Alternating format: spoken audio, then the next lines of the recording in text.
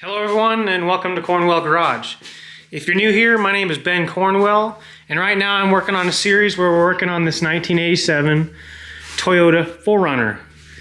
Now I've already gotten done with the JD Fab long travel 3 1/4 in the front with the King shocks, and now what I'm going to get started on is the teardown today to get this, let's see if we can see it,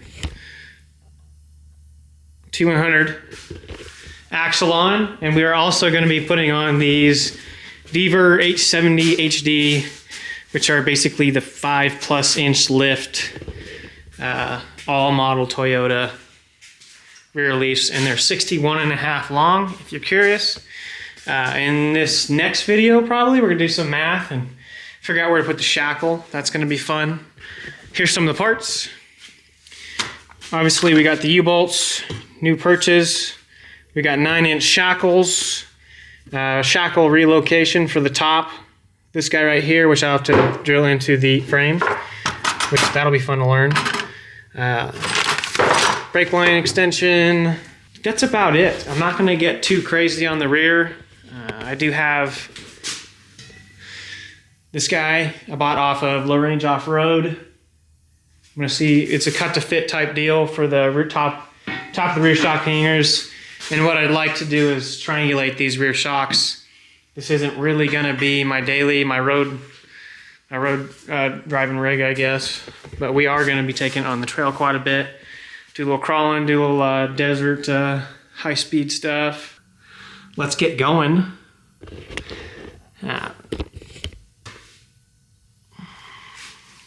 Little video what we got to start with.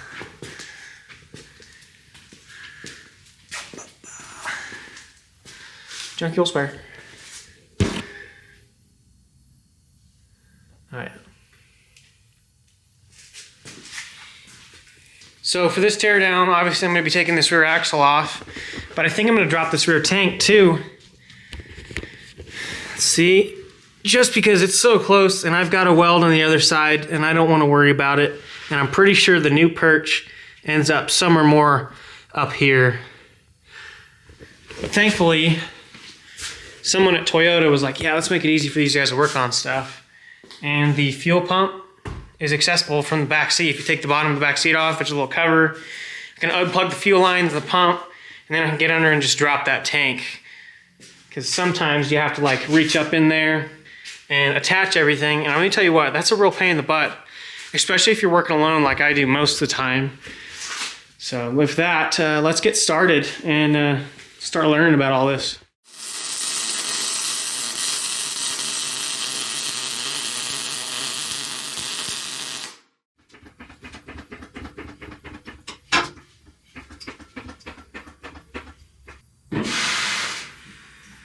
Here we are, that little panel I was talking about earlier.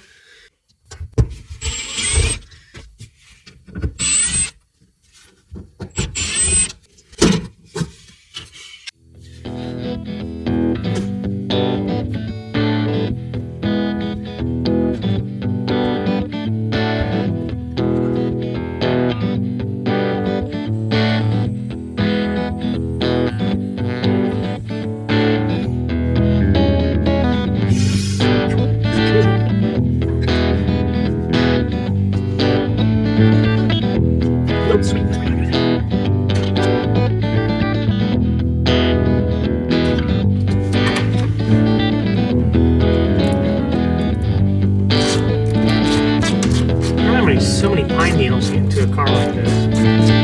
I vacuumed it when I bought it, and it's never sat under a tree. It's never sat under a tree, for that matter.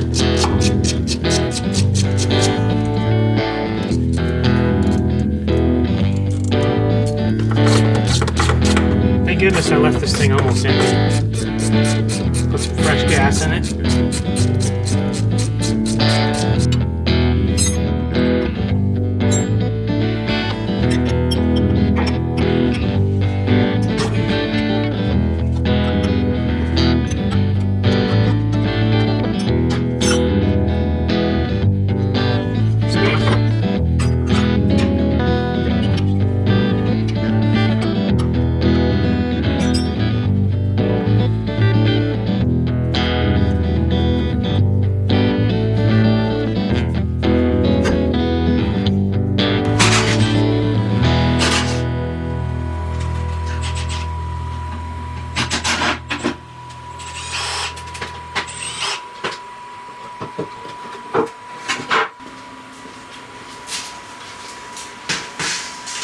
did not steal this time. I earned it fair and square when I did a roundabout off Deschutes Market for Mark and Son when I was working there. Before I owned my excavation company. I haven't found a good place for this thing yet, so I'm kind of just holding on to it.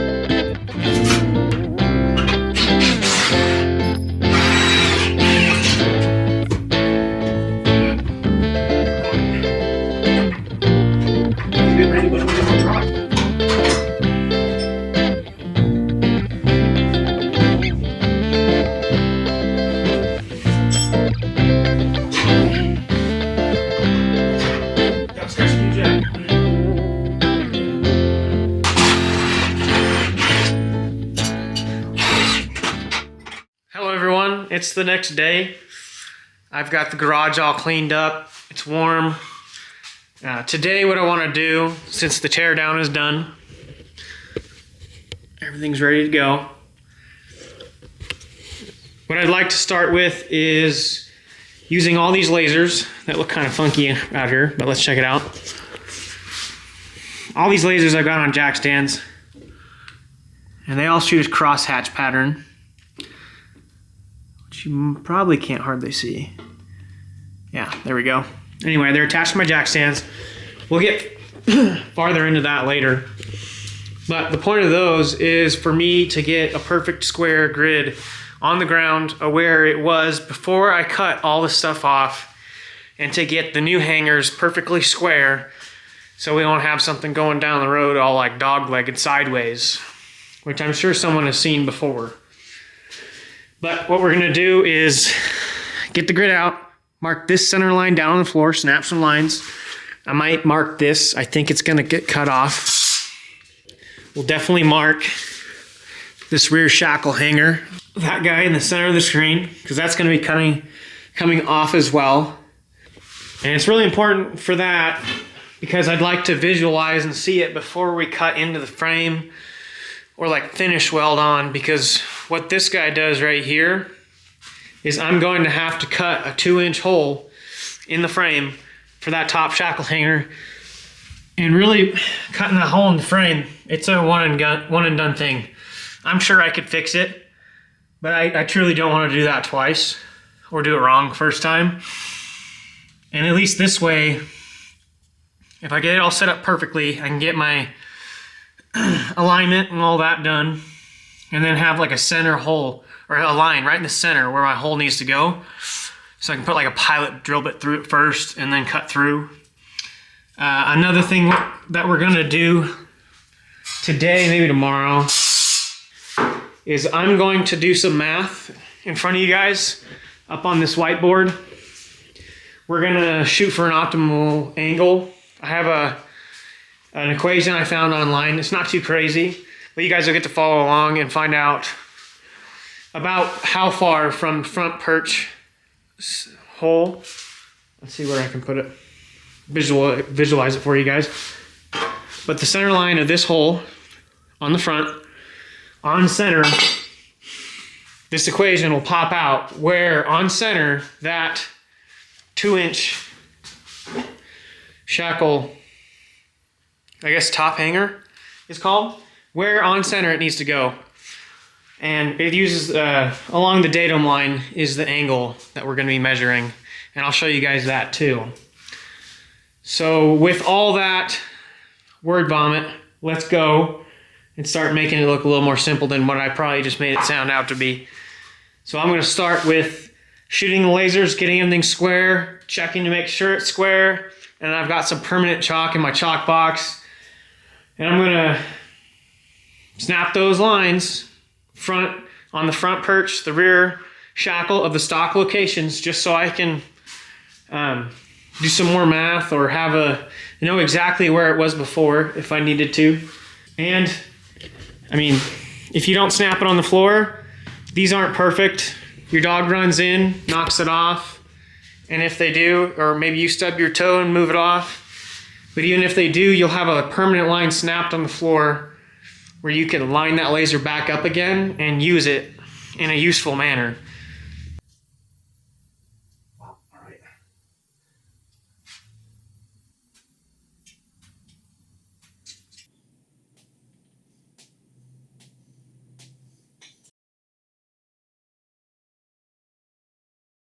All right, we are over here at the whiteboard because I want to talk a little bit of math, my favorite thing.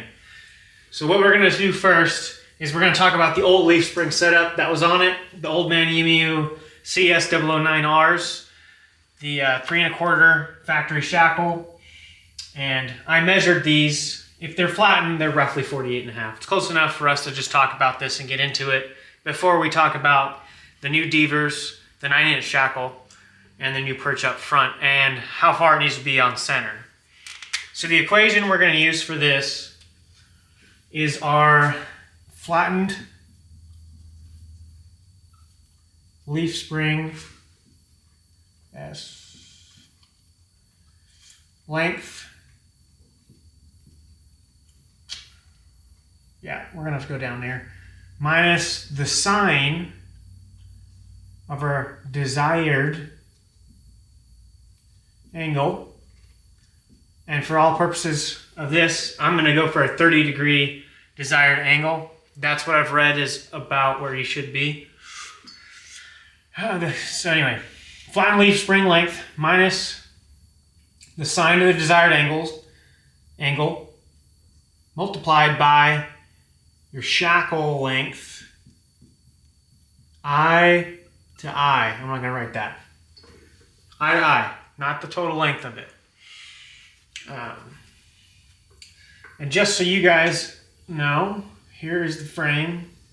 There's the wheel well. We'll call that front perch. Call that our shackle bushing, the top of it. This will be a shackle. Here's that, and here's our leaf. Right here is called a datum line. Write that on there, datum line, okay? But what we're using this equation for is the point between right here on this front perch hanger on the eye, all the way to the center of this right here. Hi guys, I was working on the editing of this video and I realized I look much different, but I touched on what the datum line is and then didn't explain to you guys why it was important. So this is a while ago, so I'm going to recap myself.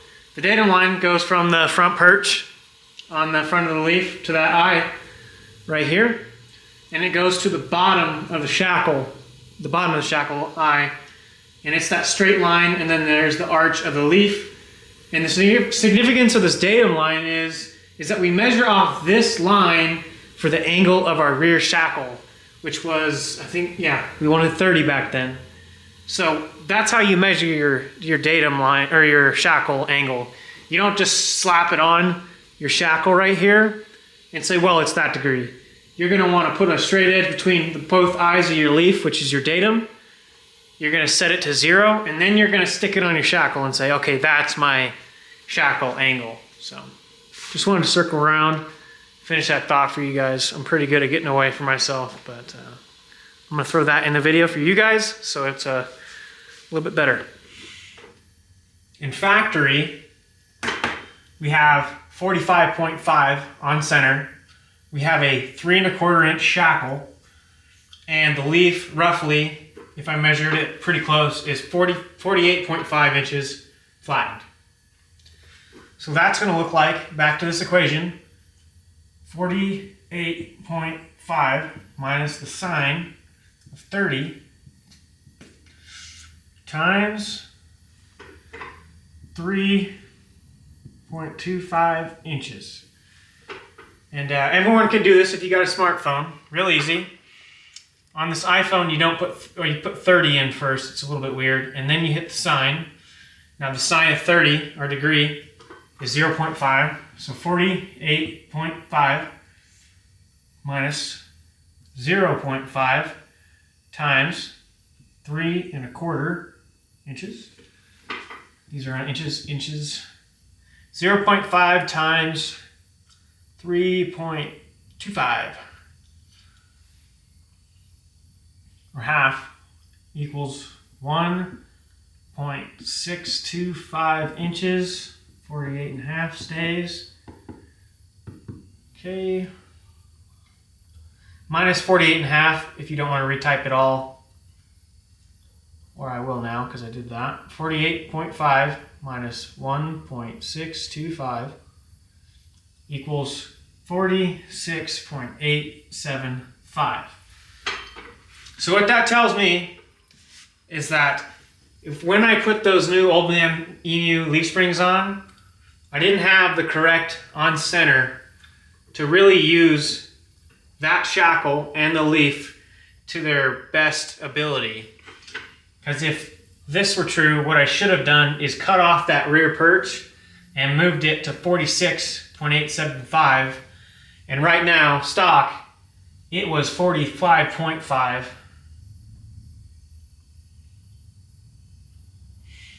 So about 1.25 inches off. That's not crazy. But in the grand scheme of things, when you're trying to get as much as you can out of a leaf spring up and down, that's a big deal.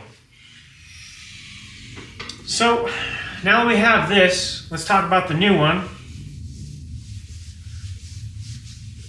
Got our practice in.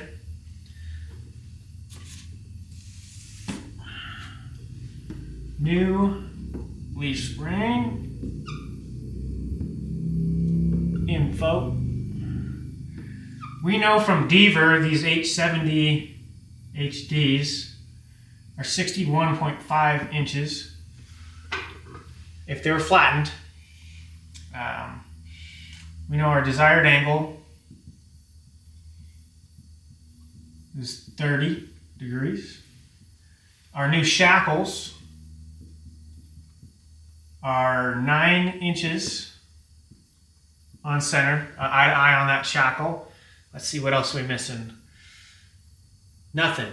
All right, let's plug this in. Flattened leaf spring length, 61.5 minus the sine of 30 times 9 inches, which is our shackle. Now the sine of 30 is 0.5, but let's roll through it again. 30 sine 0.5, 0.5, 61.5 times 9 inches. Half of 9 is 4.5. Let's do it out to show you guys though. 9 times 0.5, 4.5, 61.5 minus 4.5 minus 61.5. That will net us 57 inches on center that we need to get this front perch to that new leaf spring shackle bushing at the top of our shackles. Now, this is pretty slick. I never thought that would be available, but I did look it up. I found a video on YouTube. I will link his video. I stole his equation, but it's public information, and you guys get to learn it here too. Another cool thing that's pretty gratifying to check out. Let's bring you over to my laptop. Oh, that's nice. Here we are on JD Fab's website. This is that same bushing that we're going to use right here. And if you notice, it says 2-inch 250 wall DOM tube with hard polyurethane bushing, 1 5/8 sleeve. It says our system is set up for our bushing to go through the frame 57 inches on center. So how cool is that? We kind of just reverse engineered it and did a little extra work. But you know what? The math worked out. Here it is. We're going to stick with that. We're going to do 57 inches on center. But before we even start with that, I'm going to have to figure out with those perches on the frame, the front ones, where that axle is going to land. Like, can I get it in the middle? And honestly, if I can get it farther back, like just a touch, maybe a little bit, maybe an inch or two behind factory, I'm going to shoot for that. A little bit longer wheelbase wouldn't hurt this thing. It'd help with the departure angle. Right? Yeah. Going up rocks, whatnot. And the factory drive shaft's not going to work anyway, so I might as well get it all set up the way I want it. If that doesn't work, oh well. So let's get back into it, and I'm going to start cutting off our old hangers. I think next step is cutting off the old hangers and probably the bump stop, the factory bump stop location right here, because I think we can get a lot more travel if we get rid of that. Because this tire's so wide, I think the tire's going to be almost outside the fender again, just like in the front. And those tires that we're going to run, you guys haven't seen yet. I really want to do a reveal after it gets in alignment, which is hopefully here in a couple weeks. So with that, let's get going. All right, we're going to start taking this guy off. This is my favorite part, just cutting and grinding. No, it's not. It's not at all.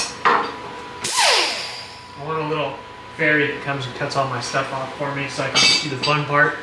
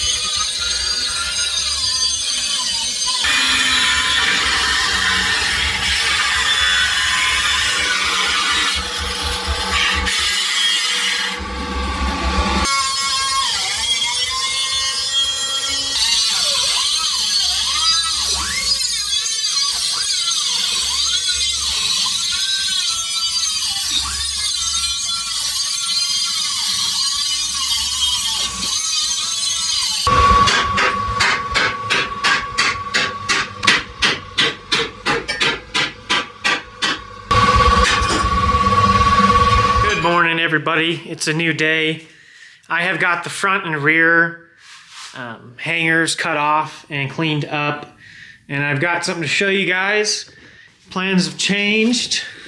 Stuff didn't quite work out like I thought, but it's called trial and error. So if you can see down here, that is roughly where the front perch is going to be so that we can center up this axle.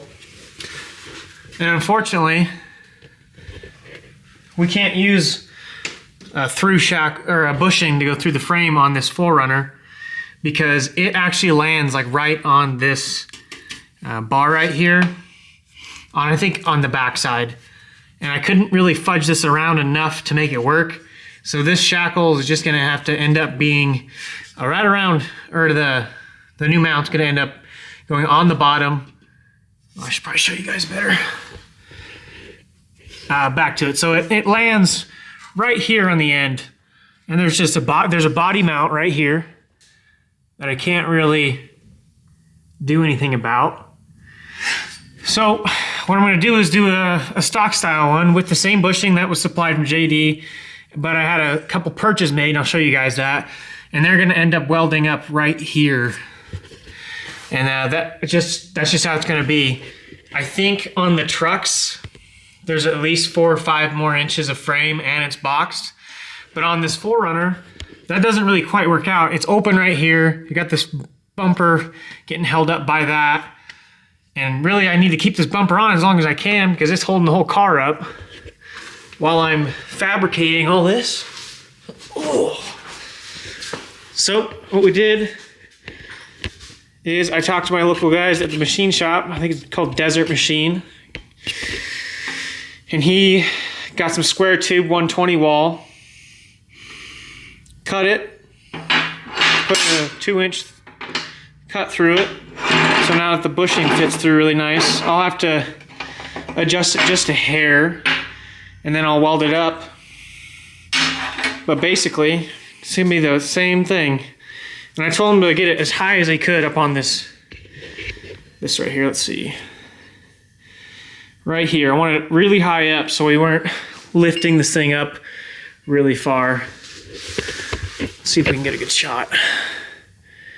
Maybe. Maybe. There it is.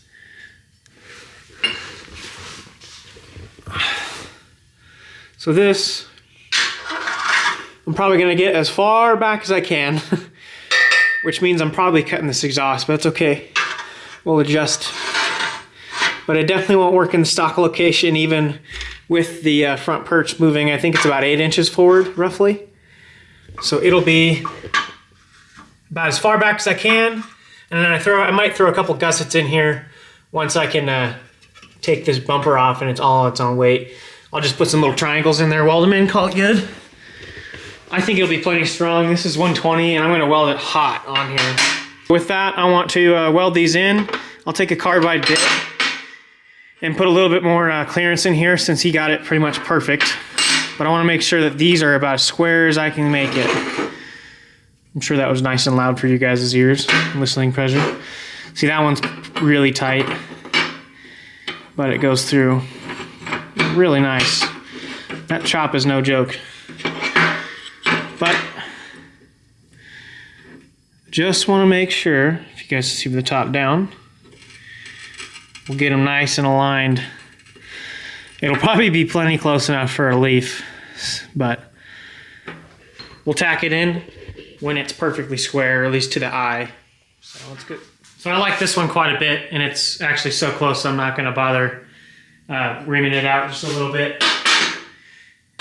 And this one's a little tight, and it's just a hair off.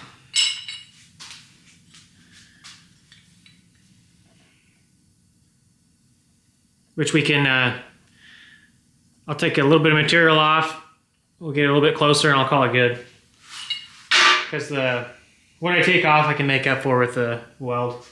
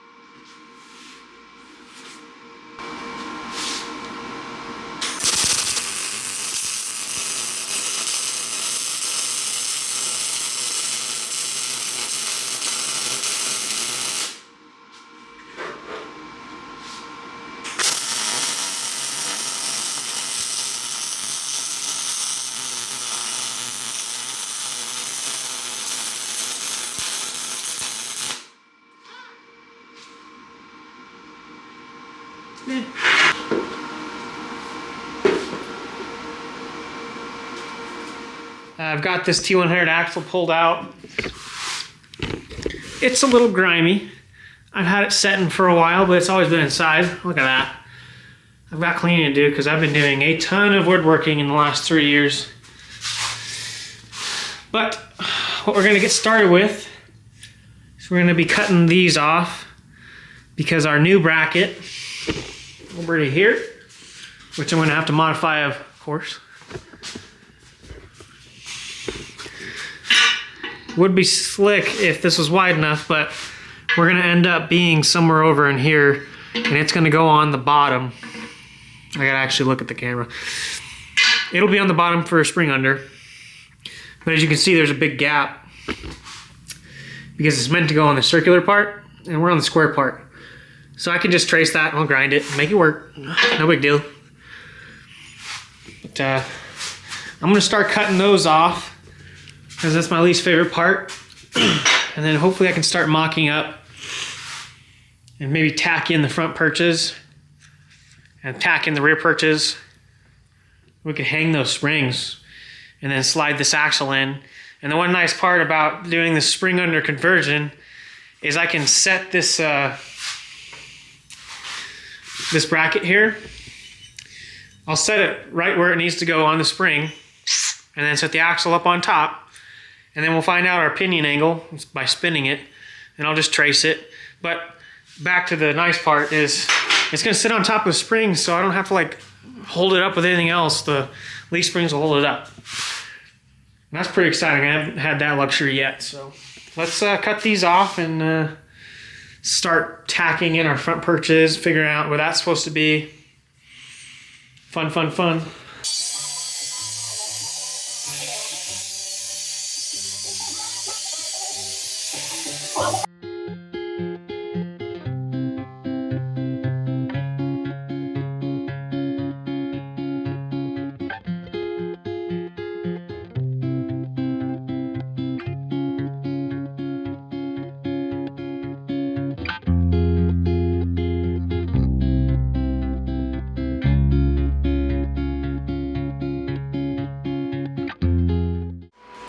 It's another day. I'm gonna get started on the front perches as long as this top rear shackle hanger.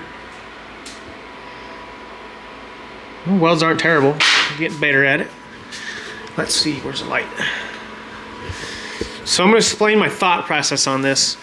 Now on the pictures from JD Fab, they've got this square dot, somewhere about this square dot, somewhere about 1/3 on this. And what I wanna do is get this kind of up and on there where it fits best, where I can weld it, where there's not so many gaps on the front lip, the back lip, along the sides. Obviously the back's got a flat plate, so it's no big deal. But the thought process is I'm gonna get that pretty close to the picture. We'll pull off this, get 57 on center, onto the rear shackle and see how we like it back there. See if it's too far back, too far forward. If I can get a little bit farther back and that front perch still looks good, that's what I'm gonna do.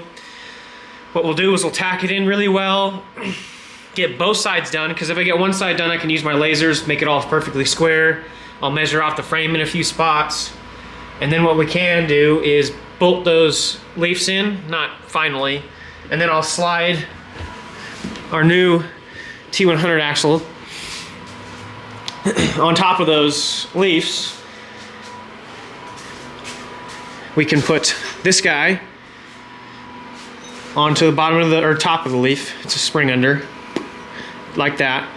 And then I'll probably trace this so that it'll fit better, because right now we're definitely gonna be on the flat side of this axle, which is okay because I'm gonna have a ton of room for shock mounts over here, or a bump stop if I want to do a hydraulic one later down the road. But for now, I'm gonna try my best to figure out how to use these guys, which I haven't figured out quite yet, but I'll, when I get there, I'll figure it out.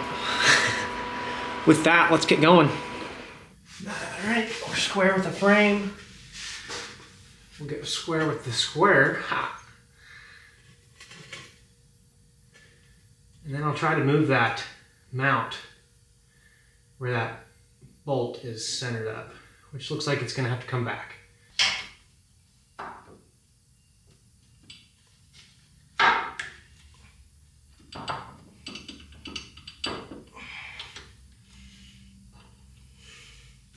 That's cool. I can just turn this bolt till both the top and the bottom are right on. This leaves me quite a pretty good gap on the back of this to weld, which I don't like. So optimally, I don't want this shackle to be all the way back just because this is open flat plate right here.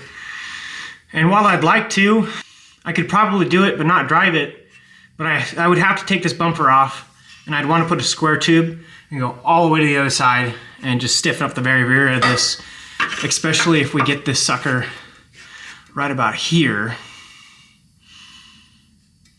But the way it was looking, it looked like that ended up about here. So I'm gonna toss it up there and I'm gonna review the video because I can't see.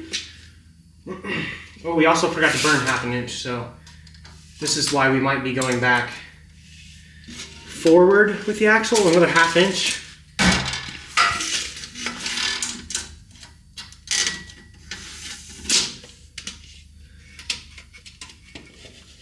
Yeah, so here, 57.5 to account for that ½ inch of burn. So that would end up reset.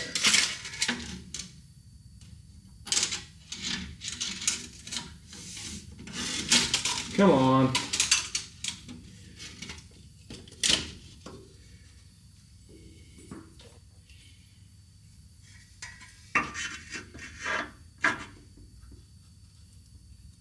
Not right there. Which puts us about 1 inch from the back. Let me look at that now. Call it right there. Yeah. We can move it forward to at least this bend. Because I'd like to leave this bumper on for a little bit. Because the one I want is a couple grand. It's got a tire swing out and all that stuff. And if we move it farther forward into like right here, we have more structure for when this is pushing up. I don't know how much it's gonna push up, but I know just some flat plate right here is not gonna hold it perfectly. And that's probably why Toyota centered it up right there on that bad boy. We don't really have that luxury. So I'm going to move that forward. Probably about ½ inch.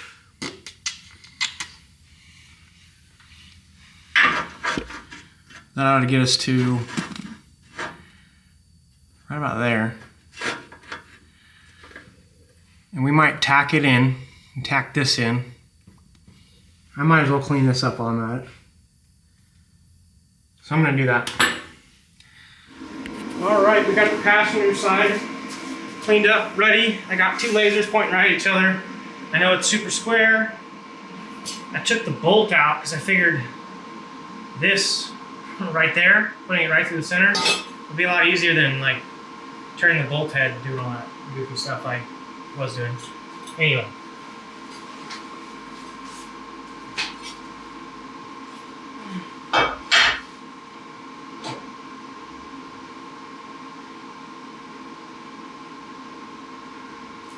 That's pretty slick. Whoop.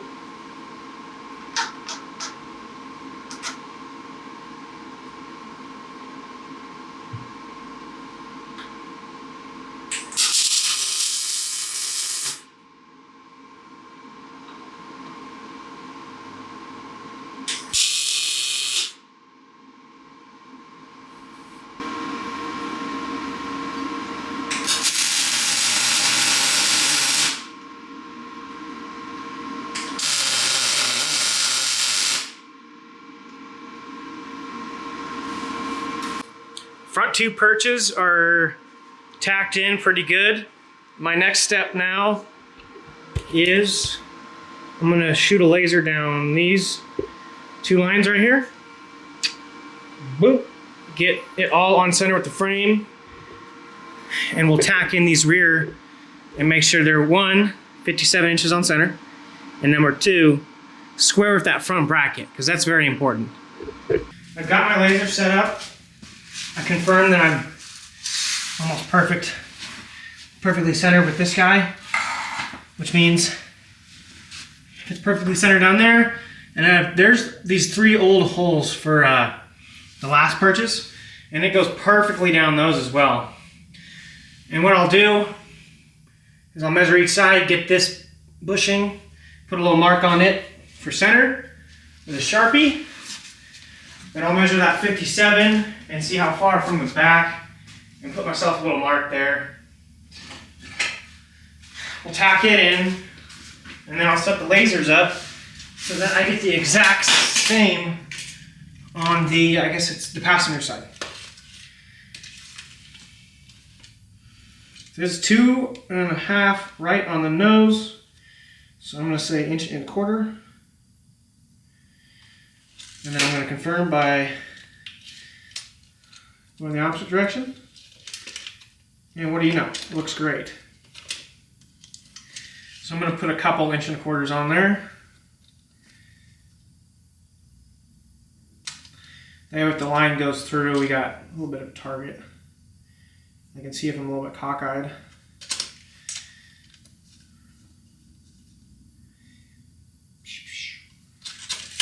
Yeah, not bad. Okay, 57 again.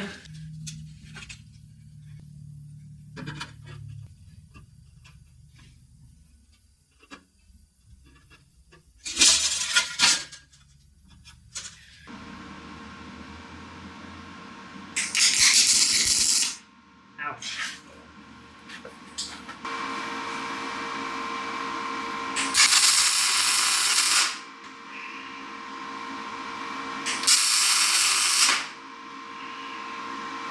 Oh my goodness.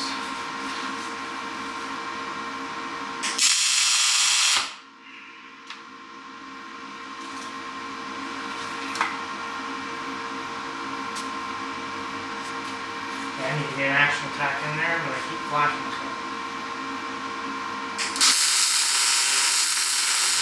Okay, front and rear, I guess we'll call them perches, are tacked really well and in place. I'm gonna let them cool and harden as best they can. So while I'm waiting, I'm going to put our bushings in the lease. I'll put the bushings in the rear shackle, and then we can probably toss them up and on and start checking everything.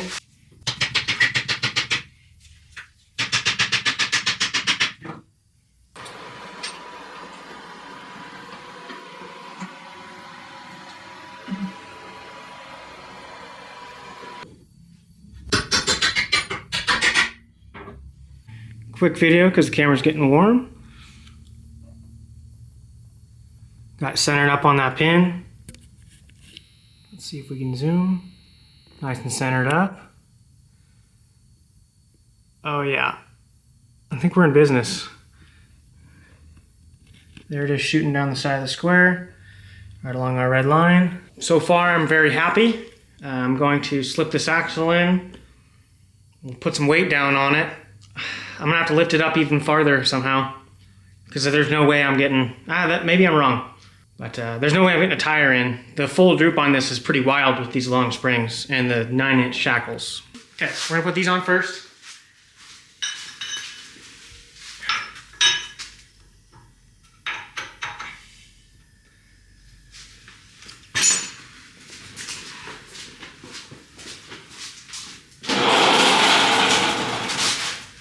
Like I said before, this is the easy, nice part about spraying under. I'm gonna just send this in, and there's nothing I have to hold on to it. I'll do the U-bolts and all that. Okay.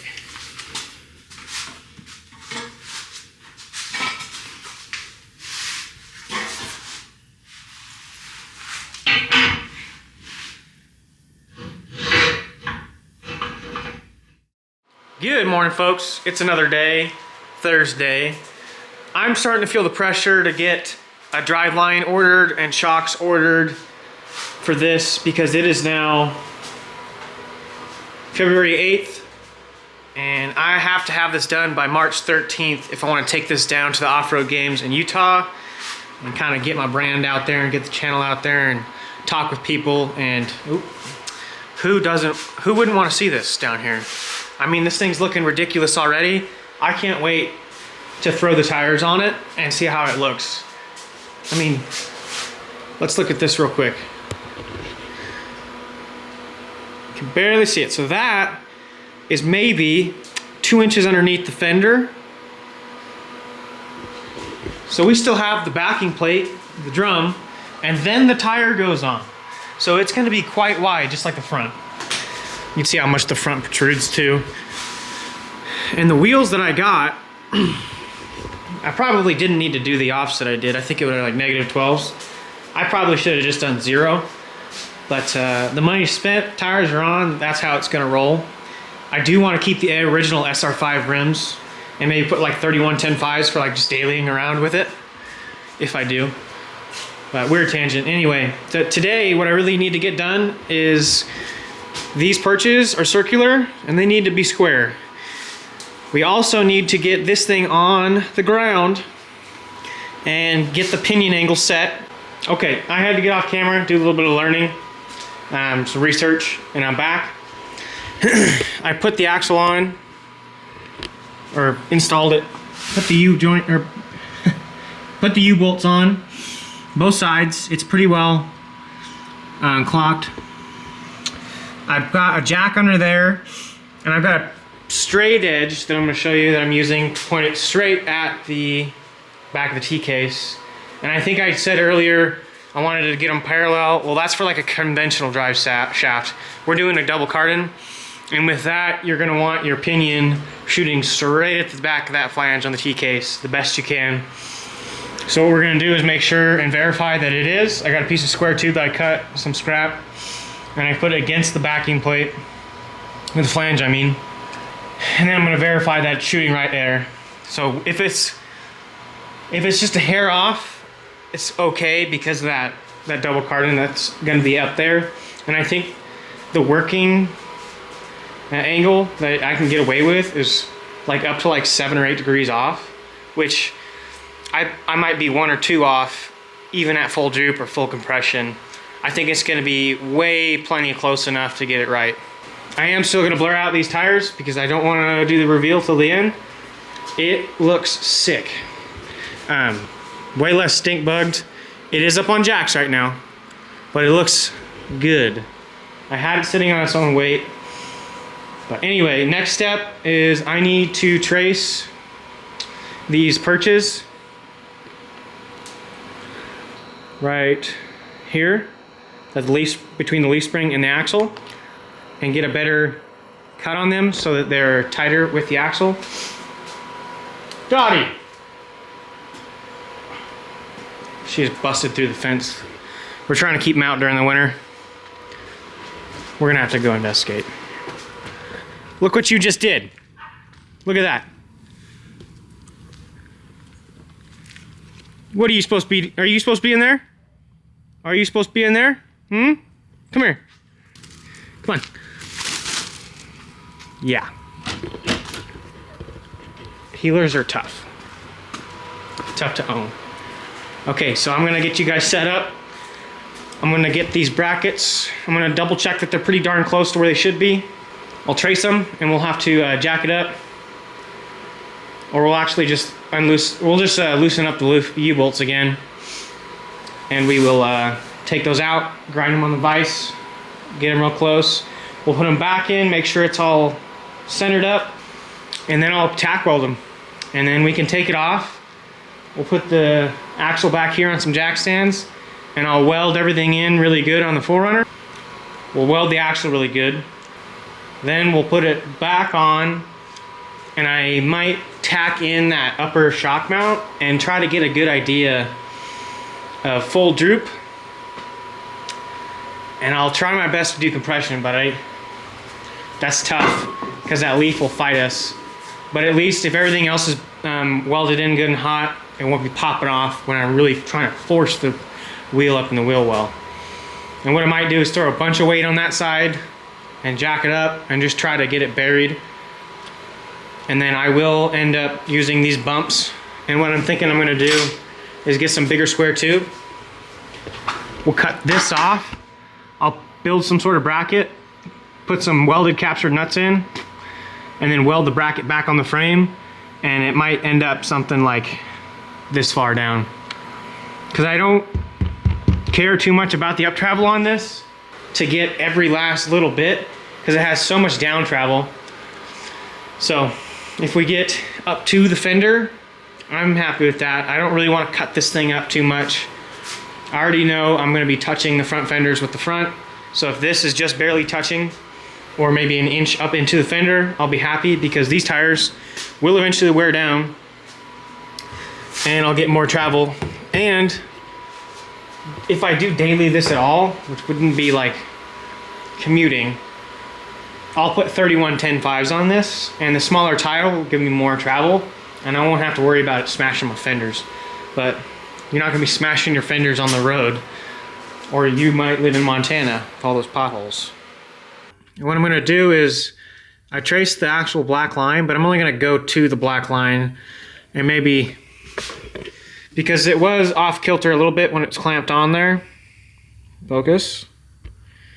So my thought is, don't take it all the way, just do a little bit. If there's some gaps on the other side, or this side, it's fine, I'll fill it.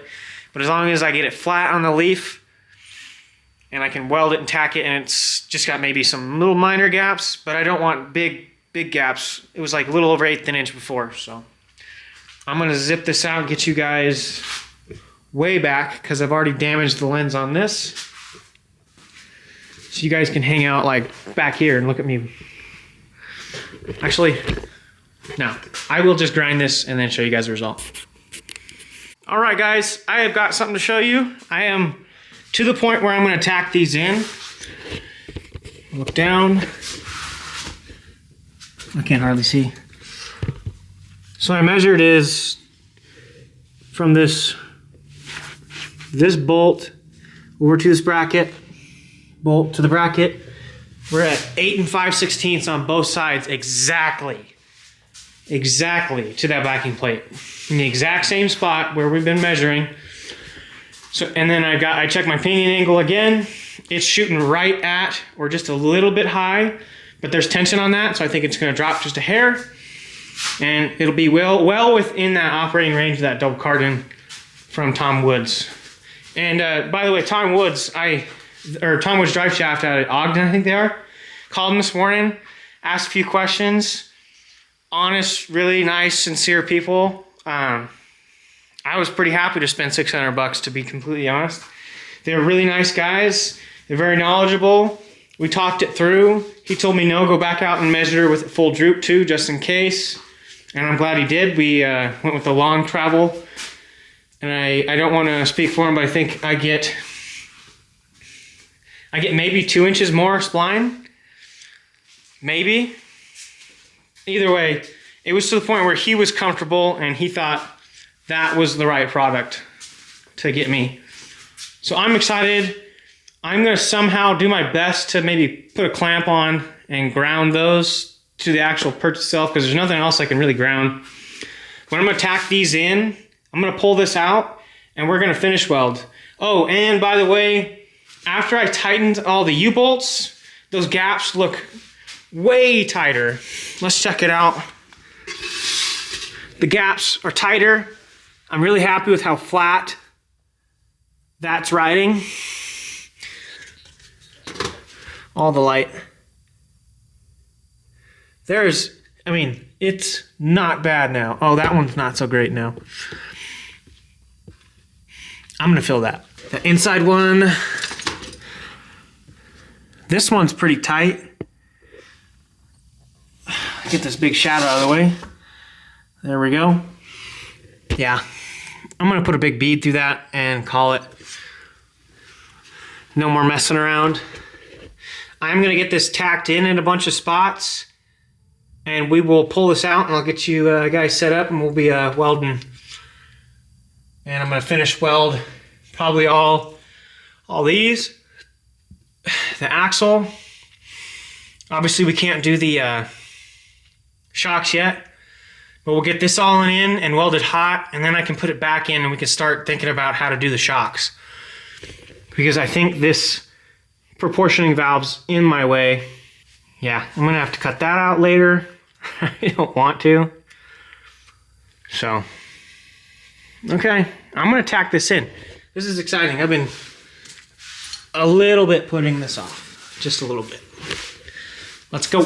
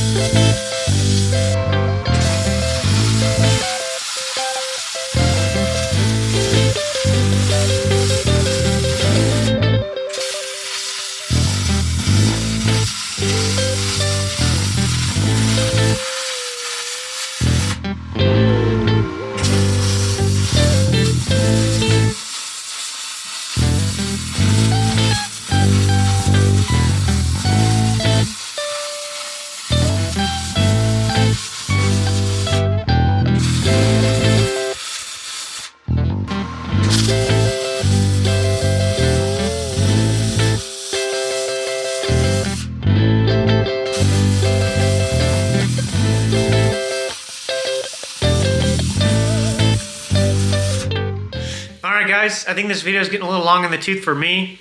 I'm going to put a stop to it here. I'm going to leave you guys with me cutting this bump stop pad off and also these shock mounts off. Our next video is going to start with me putting these shocks on. I've got tabs coming for the axle. I've got new U-bolts coming for the inside because these are a little out of square, not working that great. We've also got hydraulic bump stops because I just could not figure out how to make it work here with just a standard rubber bump. I need to get it to stay about 11 inches off from here to the top of my frame, and I can't quite do that with just a rubber bump. So plan there is to put a can out here. It's an extra long one. We'll get it charged. It'll be easy to get to, and I've got about 6 to 8 inches on this side of the U-bolt, which is a ton of real estate for me to land something. And then I might cut a piece of square tube up on top. So you guys will get to see all that and more in the next video. Thanks for watching. Like, comment, subscribe, do those things. It'll help the channel out. Anyway, thanks again, guys. See ya.